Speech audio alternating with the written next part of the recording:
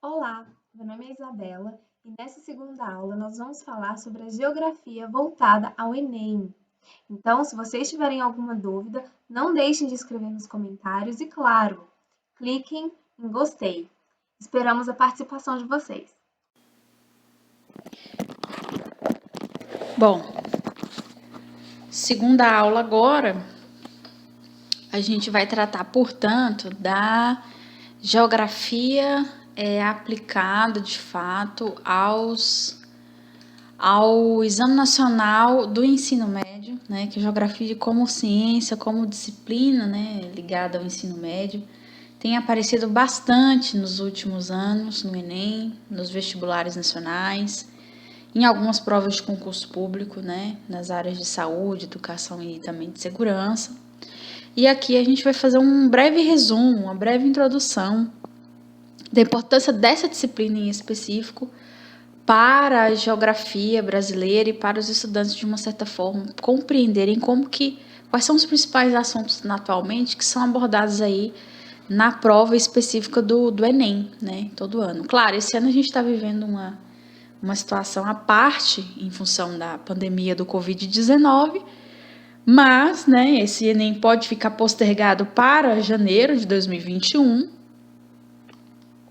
Porém, aqui a gente vai trazer principalmente os principais pontos que podem ser, portanto, mais cobrados aí dos estudantes de ensino médio para aprovação na prova do Enem e para que possa ir, mediante essa aprovação na disciplina de geografia, indo bem no Enem como um todo, para que esse aluno adentre, então, universidades públicas e particulares, né? Acho que esse é o intuito do Enem como prova nacional, né? Como parâmetro de prova nacional.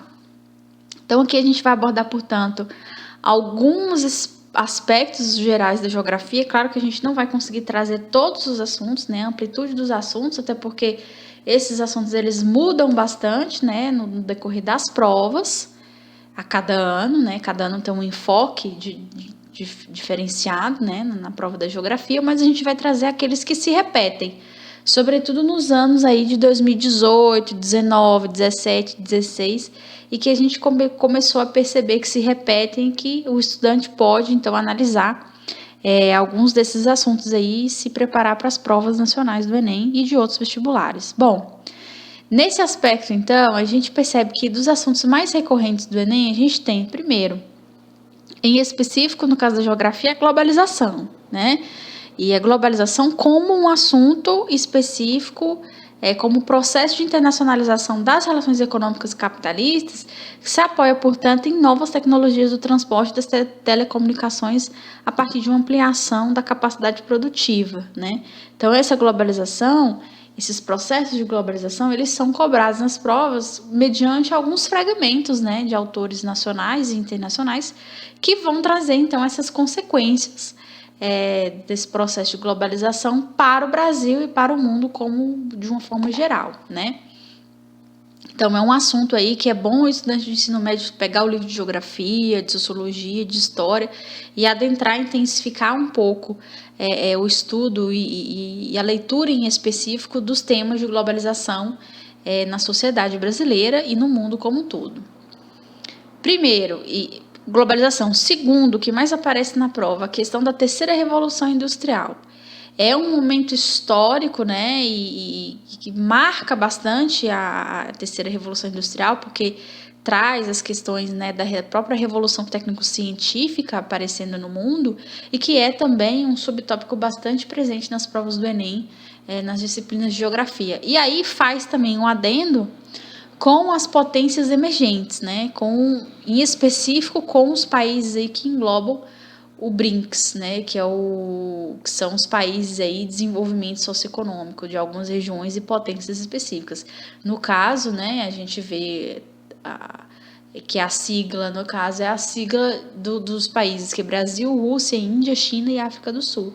Então, essas potências emergentes que estão em pleno vapor de desenvolvimento socioeconômico nos últimos 10 anos é que vem, né, esse grupo aqui vem, então, trazendo a importância, então, se entender e ultrapassar essas questões na área econômica, e a presença importante desses 4 países como forma indiscutível, né, indispensável do ponto de vista das discussões políticas, sociais e socioeconômicas nessas potências, né, nesses países específicos que estão em fase de desenvolvimento e para o globo de uma forma geral, né.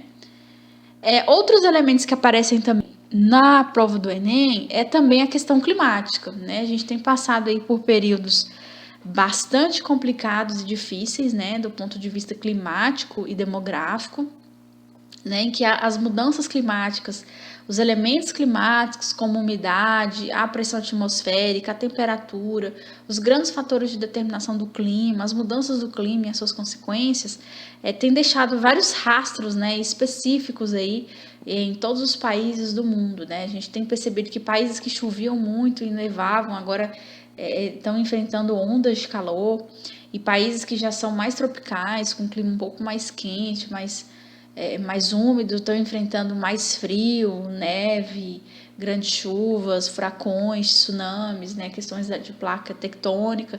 Então, são elementos que o estudante de geografia do ensino médio precisa se atentar e ler bastante, assistir jornais também, para se preparar para a prova, né, do Enem de uma certa forma. Então, são elementos: a globalização, a terceira revolução industrial, as potências emergentes, né, com a participação do BRICS, nesse aspecto geoeconômico e geopolítico. E o clima são fatores aí, são assuntos bastante recorrentes na prova do Enem, né? Aliados a essas discussões, a gente percebeu também que as teorias demográficas, que são as chamadas teorias malthusiana e neomalthusiana, aparecem bastante na prova do Enem, né? A teoria malthusiana, que aí a gente está falando de um geógrafo, né, conhecido, que é o Malthus, vai trazer para nós, então, que a teoria malthusiana traz para nós, então, que a população mundial ela pode crescer num ritmo rápido, né, se a gente for comparar ela com uma progressão geométrica, né, mediante uma produção de alimentos que cresceria em um ritmo muito lento comparado a uma progressão aritmética. Então, às vezes, você não ia ter o acompanhamento do ritmo tão grande que a população vai crescendo, às vezes você não tem um aumento de alimentos, né, que de fato atenda essa população cada dia mais crescente.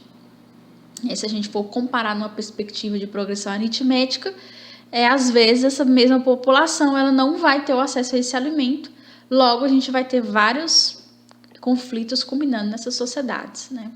Então acho que essa é a grande questão da teoria malthusiana na geografia. E aí a gente tem também as teorias neomalthusianas, que é como se fosse um novo malthusianismo, em específico, e algumas reformas, né, mais específicas aí que vão trabalhar com essas noções de migrações e da teoria tanto malthusiana, neomalthusiana, e de algumas reformas técnico-científicas importantes, né? Bom, outros assuntos recorrentes também que apareceram aí na prova do Enem nos últimos anos foi a questão crescente das migrações internacionais.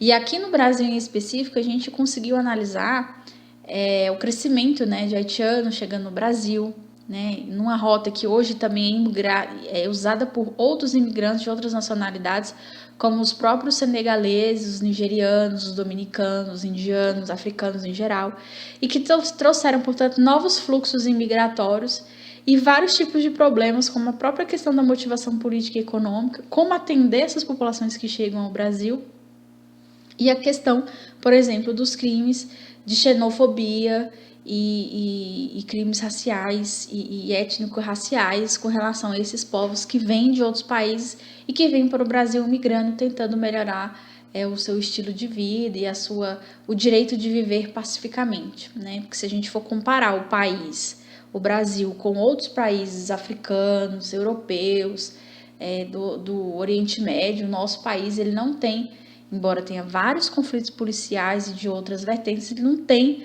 uma característica, por exemplo, de questões terroristas e nem de guerras e nem de grandes revoluções internas dentro do país. Então, o Brasil é visado também por esses povos de outras nacionalidades para adentrarem, ficarem no Brasil morando e ter um nível de vida um pouco mais igualitário e que possam se desenvolver e crescer no país.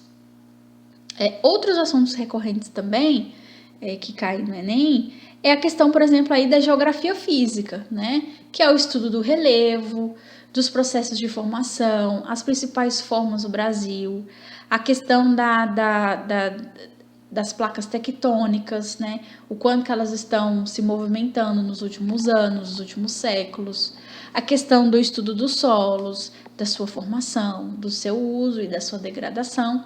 E junto a essas questões de relevo e solos, a gente também percebeu também um crescimento de assuntos caindo na prova de geografia específico das noções de recursos hídricos, né, que tendem a traçar aí algumas questões de potencial e de aproveitamento no que tange aí, então, a hidroeletricidade, a irrigação e ao transporte. Veja, aliado a esses três assuntos, ao relevo, solos e recursos hídricos, a gente percebeu também um crescimento das regiões tropicais, né, que vão aí, especificamente aí nas questões do Enem, trabalhar essas noções das áreas sedimentares, quais são, quantas são, os tipos de bacias hidrográficas que passam a pertencer a essas áreas estratégicas na produção energética renovável. Em suma, no aproveitamento agrícola de algumas áreas secas e que se tenha determinadas irrigações, e como que essa modalidade de transporte é capaz de reduzir ou de aumentar, né, de forma significativa o custo da produção e do aumento da competitividade dos produtos, conforme aí está especificado nos slides. Então, quer dizer, você tem uma dimensão temática que é dentro do Enem bastante ampla, né, que vai desde os fenômenos e aspectos sociais, científicos, até as questões de fluxo migratório, da geografia urbana, da geografia humana e da geografia física.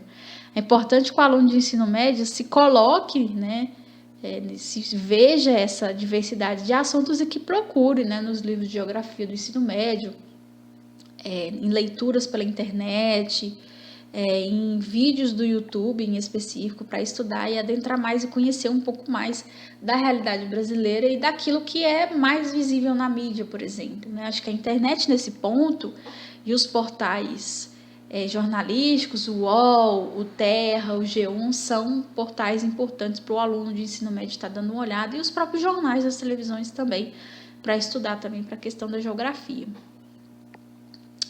E aí, fazendo um adendo, então, o que seria, então, globalização? Vamos tentar traçar de ponto a ponto para o estudante que está nos acompanhando aqui, ou o professor, tenha aí uma noção geral do que seria, portanto, essa globalização. O conceito de globalização ele é extremamente amplo, mas a gente pode dizer que ele é um processo econômico e social que é estabelecido mediante uma integração entre os países e as pessoas do mundo todo, né? E que é mediante esse processo que as pessoas, os governos, as empresas trocam ideias e realizam transações financeiras e comerciais e espalham vários aspectos culturais pelos 4 cantos do planeta ou até de outras regiões mais inabitáveis. Quer dizer, essa noção então que a gente tem da aldeia global, ela se encaixa, né, nesse contexto e pode estar relacionada com a própria criação de uma rede de conexões, né? Uma vez que não existam mais distâncias mais curtas, e sim uma facilitação de acesso à informação e uma facilitação de relações culturais e econômicas que acontecem de forma extremamente eficiente e rápida, né? Acho que vários livros do Milton Santos, por uma nova geografia, por uma nova globalização, o espaço urbano, vários livros do professor Milton Santos vão retratar esse conceito de globalização aplicado na realidade dos anos 2000, dos anos 80 até os anos 2000, para a gente compreender o tanto que esses processos mais intensificados de globalização, eles são importantes para as sociedades modernas atuais, né? Claro, porque de fato fomenta o desenvolvimento, a organização, a troca célere de informações e transações financeiras, né? Mas, por um lado, não integra todas as pessoas e os grupos sociais que estão aí no mundo, né? Porque é também bastante excludente. Uma vez que, se a gente for pensar em países como o Brasil, como a África, nem todos têm acesso à comunicação e nem às tecnologias da informação para conseguirem se comunicar de forma tão rápida e eficiente, né? Então, a globalização ela tem um lado bastante positivo, né, que é de promover isso, essa integração mediante a internet, por exemplo, os meios tecnológicos, mas ela tem também um lado ruim, um lado perverso, que não alcança todo mundo que tem acesso e condições financeiras de adquirir determinados equipamentos, acesso à internet, né, e que se consiga se comunicar de uma forma mais rápida e célere. Então, tudo, né, na geografia, eu acho que é interessante a gente deixar isso pontuado. Tudo tem um lado bom de desenvolvimento, de eficiência, de qualidade, e tudo tem um lado ruim, porque muitas das vezes nem todos os grupos, nem toda parcela da sociedade vai ter, de fato, acesso a essas tecnologias e a essa informação, né? É bom a gente deixar especificado. Quando a gente fala, então, de aldeia global, e aí é importante a gente diferenciar da globalização, a gente tem que dizer o seguinte: essa aldeia global, que seria o que a própria população mundial, de uma certa forma, ela é, então, um termo que foi criado aí pelo filósofo canadense Herbert Marshall McLuhan, né? E ela tem o intuito de nos trazer e nos indicar quais as novas tecnologias eletrônicas que tendem a encurtar essas distâncias, né? E entendermos melhor o progresso tecnológico mediante a redução de todo o planeta, ou seja, de compreender as situações que ocorrem em uma aldeia, né? Num mundo em que todos estariam, de certa forma, interligados, né? Independentemente de país, né, que morem ou residam. Essa expressão, aldeia global, foi popularizada em suas obras A Galáxia de Gutenberg, né, escrita em 62, e aí posteriormente em Os Meios de Comunicação como Extensão do Homem, em 64.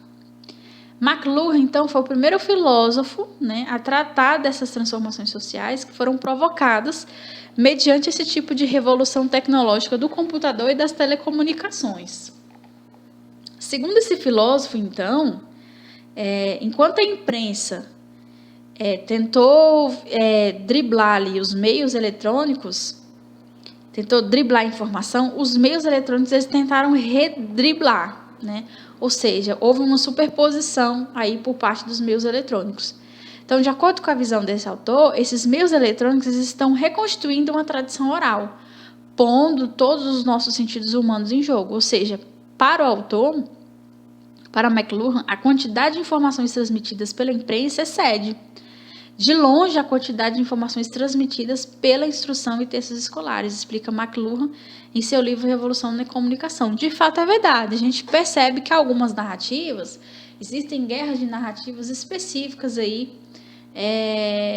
de discursos midiáticos, né, para entender e compreender e interpretar fenômenos sociais, e que se a gente for analisar do ponto de vista didático e científico, que a gente aprende na escola, é completamente diferenciado. A gente vai compreender melhor os fenômenos por textos, pela própria realidade local, do que pelas narrativas da mídia. Então, é preciso ter um certo cuidado quando a gente assume muitas narrativas da mídia, porque ela também tem os seus próprios interesses, e versus essas transmissões de instruções e textos escolares. Acho que o autor ele explora bastante isso.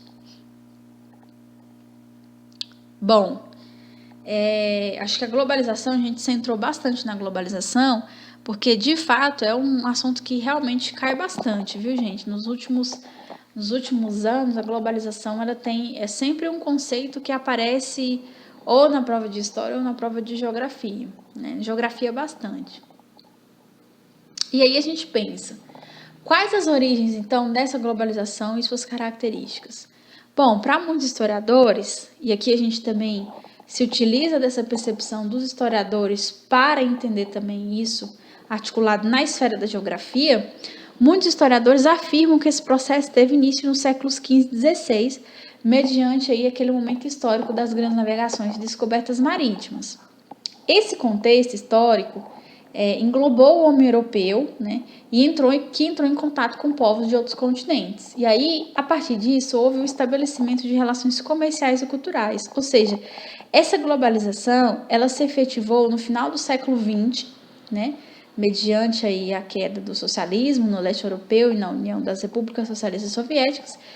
E aí, mediante a globalização já imposta, já de fato consolidada, ela foi também uma abertura, uma porta de abertura para o chamado neoliberalismo, né, que é um processo também que ganhou muita força a partir da década de 70 e impulsionou o processo de globalização econômica em todo o mundo e também no Brasil, né? Então, é importante que o estudante ele verifique essa noção, o que é globalização, o que são os processos de neoliberalismo, né, dentro da geografia. É importante ele ter essa noção que são dois assuntos aí importantes que caem bastante nas provas aí do Enem, tá? Bom, essas origens da globalização, portanto, elas também estão canalizadas aí nos mercados internos saturados, ou seja, na dimensão das empresas multinacionais que buscam a cada dia conquistar novos mercados e consumidores, né? Principalmente dos países recém-saídos do socialismo, né? A concorrência fez com que as empresas utilizassem cada vez mais recursos tecnológicos para baratear os preços e também para estabelecer contatos comerciais e financeiros de forma mais rápida e célere. Nesse contexto, entra então a utilização da internet, como eu já havia dito anteriormente, das redes de computadores, dos meios de comunicação via satélite. Realmente, mediante esse processo de globalização posto, a gente percebe mesmo, de fato, que houve uma intensificação, né, das tecnologias da informação operando, de fato, nessa lógica da globalização e dos processos neoliberais, né? É o que a gente sempre diz, é o dinheiro, a rapidez da informação se contrapondo aos interesses da população muitas das vezes, né? Aí a gente até colocou uma imagem aqui de um globo e tal, e os computadores, que é realmente para deixar especificada a importância dessa revolução tecnológica da informação, né, como forma célere, mas que infelizmente ainda não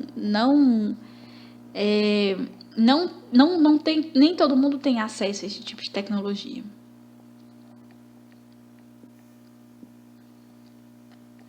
Bom, dando continuidade, outra característica importante também da globalização é a busca pelo barateamento do processo produtivo pelas indústrias. Muitas delas produzem suas mercadorias em vários países com o objetivo de reduzir alguns custos.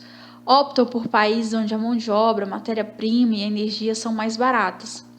E aí, só para exemplificar, um tênis, por exemplo, no Brasil, pode ser projetado nos Estados Unidos, produzido na China, com matéria-prima do Brasil e comercializado em diversos países do mundo. Realmente, essa é uma característica que aí a gente tem um abrangimento muito grande da exploração da mão de obra, né, de determinados trabalhadores. E aqui a gente colocou até uma foto aqui de uma fábrica que tem uma mão de obra bastante jovem, né, aí chinesa ou coreana, se não me engano, e que vai, portanto, explorar bastante desses trabalhadores no sentido da produção, mas que essa produção ela já não é mais centrada apenas naquele país, e sim pode ter matérias-primas de diferentes países do globo ser fabricada ali e ter tanto importação e exportação desse material, desse produto. Isso, por um lado, é bom, porque você tem aí uma ampla produção desse produto sendo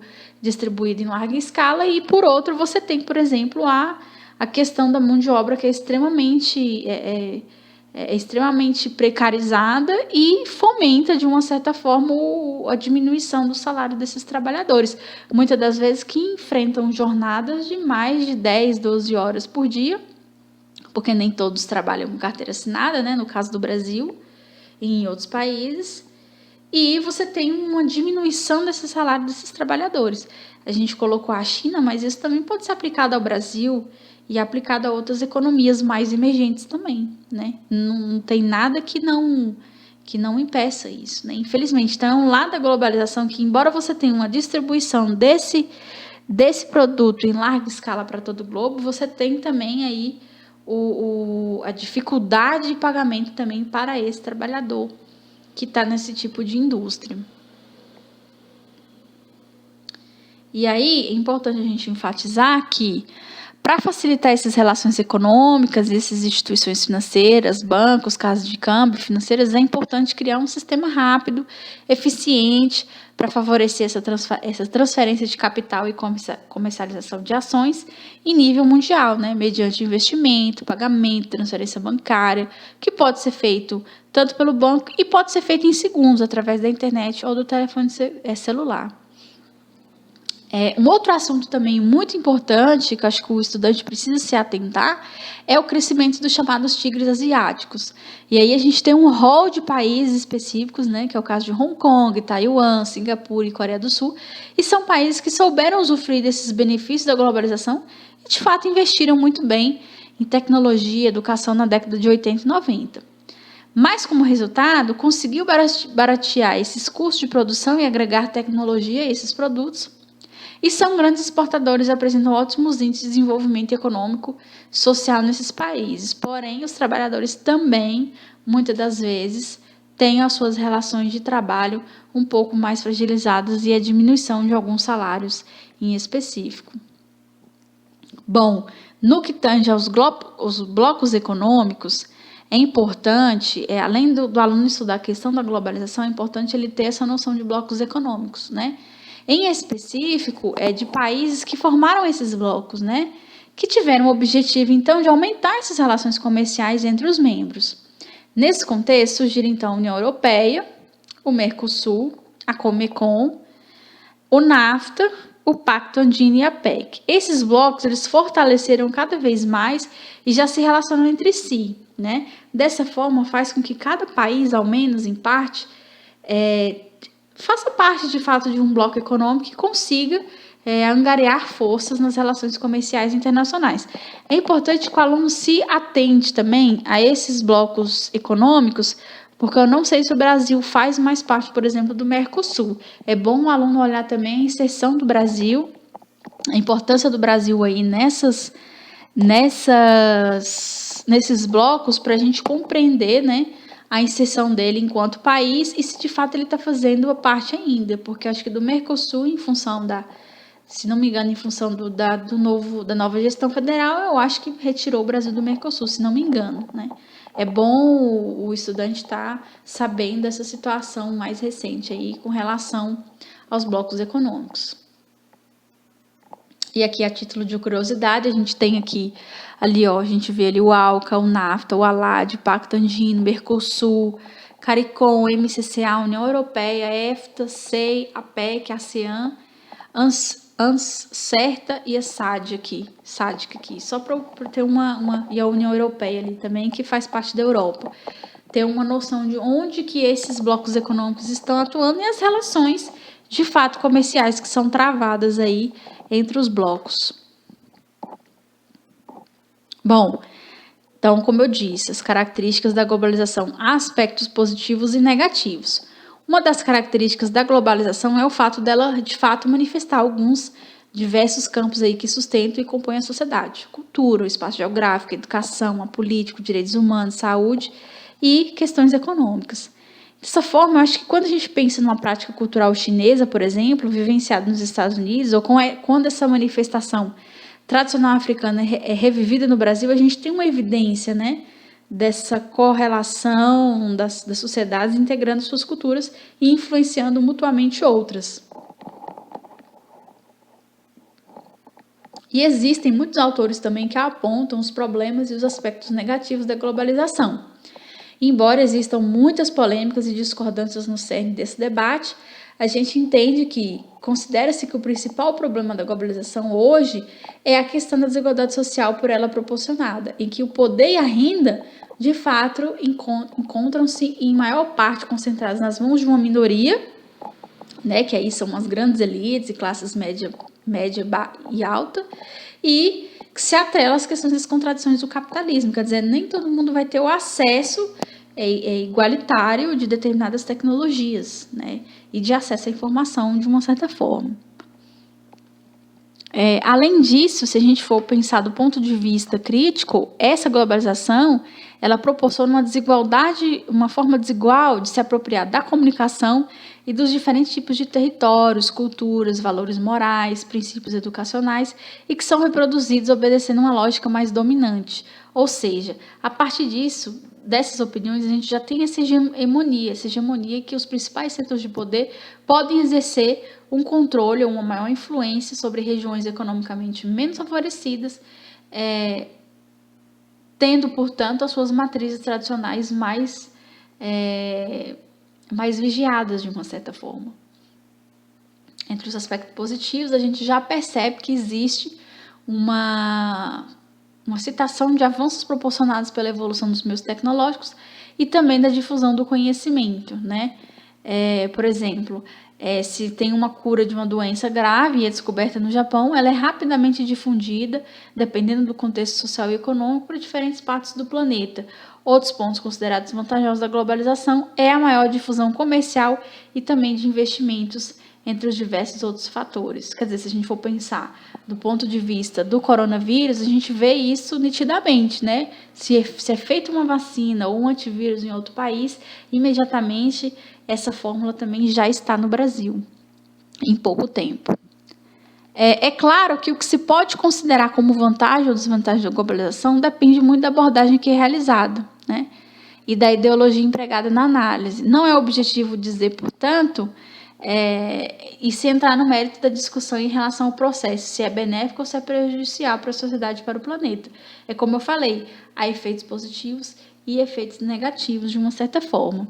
Bom, tem vários efeitos da globalização, acho que um deles, que é importante mencionar, que é a configuração do espaço geográfico internacional das redes, seja de transporte, comunicação, das cidades, das trocas comerciais ou de capitais especulativos, e que vão formar, portanto, os pontos fixos, né, sendo mais preponderante que outros, e os fluxos envolvidos entre esses diferentes pontos. O professor Milton Santos aborda isso de uma forma bastante linear em todas as suas obras e fala dessa importância dos fixos e fluxos, né? Uma outra dinâmica que a gente tem que proporcionar e pensar é a questão do avanço da globalização e da formação dos acordos regionais de blocos econômicos, que eles ajudam a economia desses países, né? Embora se tenha uma ocorrência inicialmente considerada como entrave à globalização, alguns acordos regionais poderiam impedir uma global interação econômica, e é fundamental no sentido de ter uma troca comercial efetiva e proporcionar boas ações em conjunto com grupos de diferentes países, né? E aqui, só para exemplificar, a gente tem, por exemplo, o aumento da dívida externa nos países emergentes, né? O próprio Brasil devia bastante, a gente tinha um PIB de 35%, né? Que hoje se estimatiza em 50%, mais ou menos, e uma dependência muito grande de financiadores internacionais, como o próprio Fundo Monetário Internacional e do Banco Mundial, né? Se a gente for pensar do ponto de vista dos conteúdos do Enem, é importante o aluno de ensino médio olhar um pouco para essa noção da massificação cultural e da ridicularização do diferente, e verificar mesmo essas questões, né, de massificação cultural e ridicularização do diferente, se a gente for pensar nos protestos anti-globalização com o aumento do radicalismo aí, de várias nações subjugadas, que é o caso do terrorismo, né, terrorismo doméstico, terrorismo internacional, ideológico ou religioso, né. Enfim, a gente tem que ressaltar que esse avanço da globalização ele culminou também na expansão e na consolidação do sistema capitalista, além de permanecer uma rápida transformação, né? Acho que existe, de fato, uma integração grande desse sistema liberal e neoliberal, e que se amplia muito a parte das políticas econômicas nacionais, difundindo a ideia de que o Estado deve apresentar uma mínima intervenção na economia, né? Acho que isso é importante deixar especificado. Aqui a gente tem alguns protestos de antiglobalização que acontecem em todo o globo, né? Não só nos Estados Unidos. Aqui a gente já tem uma outra foto de protesto anti-globalização, aqui contra o McDonald's. Aqui também já tem um símbolo, né, de alguns protestos que acontecem ao redor do mundo, que vão tratar, então, desses protestos anti-globalização e o tanto que eles têm crescido, né, por ONGs que atuam contra os benefícios ruins da globalização. E compreender que essa globalização ela é um tema extremamente complexo, incontestável, né, em termos de características, e a sua manifestação ela não pode ser considerada só linear, ela tem que ser analisada dependendo da sua intensidade, da região, né, que ela é estabelecida, mediante os novos contornos e características. Então, pode-se dizer que o mundo vive uma ampla e caótica inter-relação entre o local, né, o local onde a gente vivencia, e o global, porque, querendo ou não, a gente fica à mercê de grandes informações, de grandes corporações, de grandes empresas mundiais, que possuem um interesse maior, que é voltado ao capital e não ao melhoramento de vida das pessoas em determinadas cidades, bairros ou regiões, né?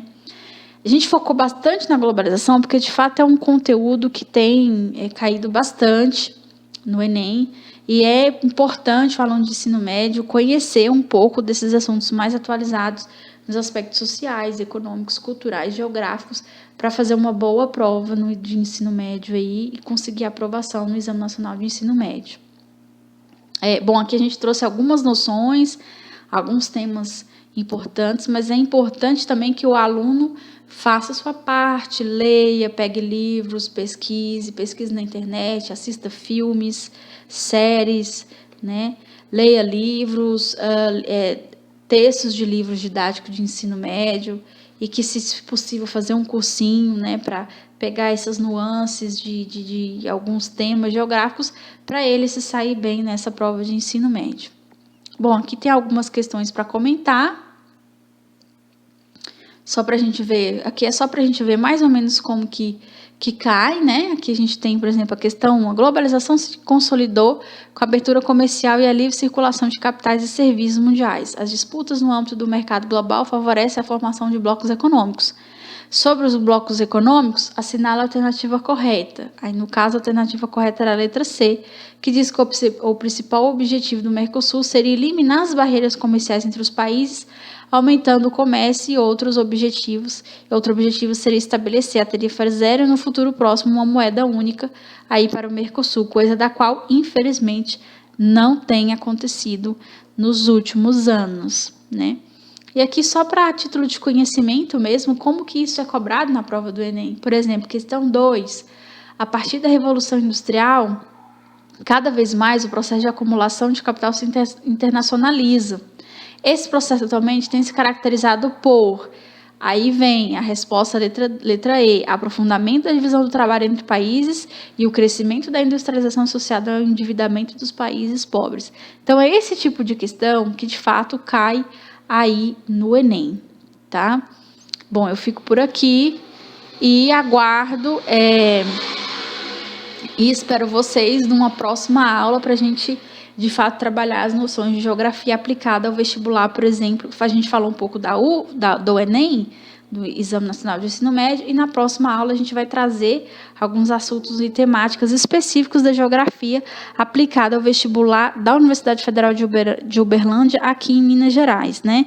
Para os alunos terem uma noção de como é que esse conteúdo da geografia ele é cobrado. Bom, é isso. Obrigada e até a próxima aula.